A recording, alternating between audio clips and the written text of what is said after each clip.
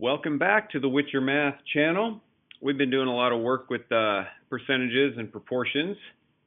And here's a particular kind of problem today that people seem to have some trouble with, and that is kind of working backwards and figuring out what the price of something was before a tax or a tip or a fee was added.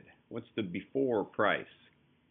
So why don't you take a screenshot or open a separate window and pause this one. See if you can work out these problems and come back. I'll work them out with you. We'll see how you do.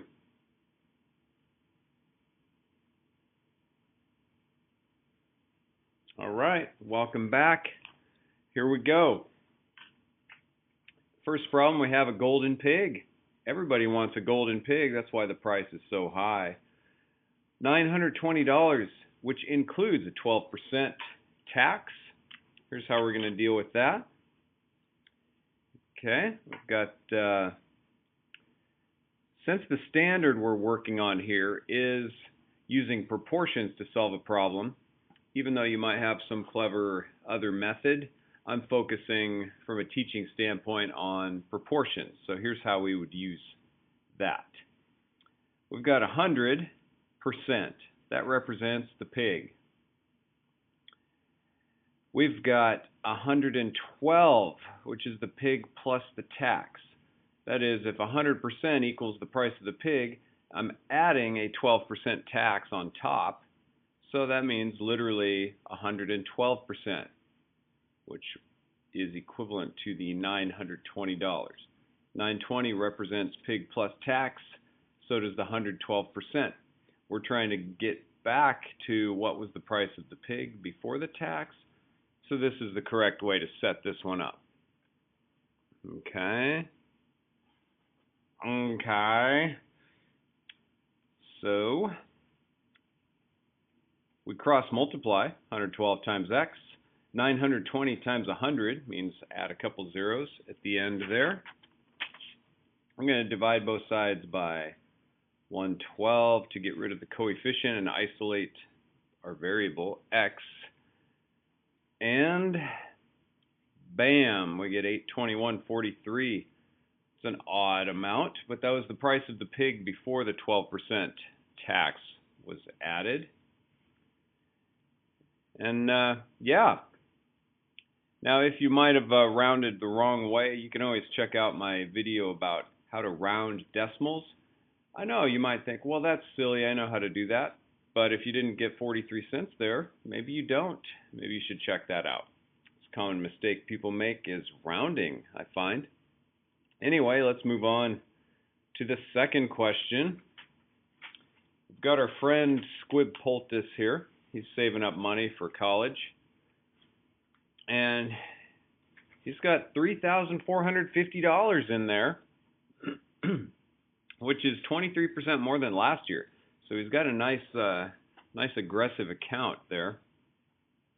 Once again, we're working on proportions to solve the problem.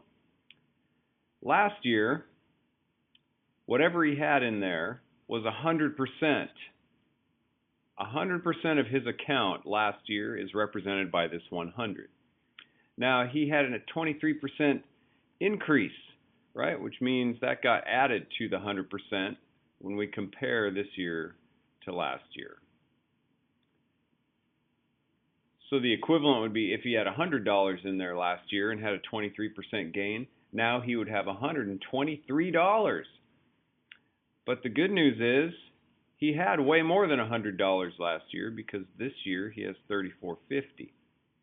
Okay, so once again, proportions labeling is a great way to keep track of how you're setting things up. We want the last year's to correspond and the this year balance to correspond. So we're actually working the problem in this way. We're going to cross multiply 123 times x. I can zoom in a little more. I don't know about you, but it's kind of small there. 3450 plus my two zeros from the 100. Now I'm going to divide both sides by 123 and After rounding off, since we're talking about money here, we need to round to the nearest hundredth, and that's automatic, right? We're talking money. $2,804.88.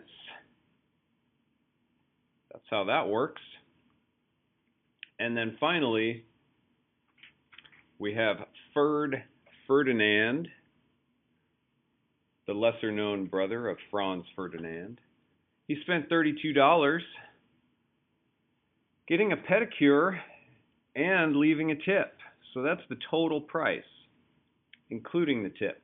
How much did the pedicure cost before the tip was added? Okay, here's how we're going to attack this problem. You might recognize a pattern by now, but after all, we're practicing, so that's okay. 100% represents the pedicure. He added 9%. 9%. You know, that means 9 out of 100, right? So, up on top here, we're going to go 109. All right, that's the pedicure plus the tip. Then, that relates to the total cost given in the problem, which included the tip, right? And the X goes on the bottom. Once again, you notice all three of these problems were set up the same way. That's because we're practicing this idea of working backwards to find an amount before a tip or a tax. $29.36 for that pedicure, and it must not have been a very good one because that's a pretty low tip. Anyway, hope you had fun there, or more importantly, I hope you learned something and now you have a method that you can trust for getting answers to problems like this. They pop up every now and again on standardized tests and maybe even in class, depending on where you are. Okay? Thanks for watching. Please subscribe to whitchermath, and let me know if you have any ideas or suggestions for future videos, something you'd like to work on.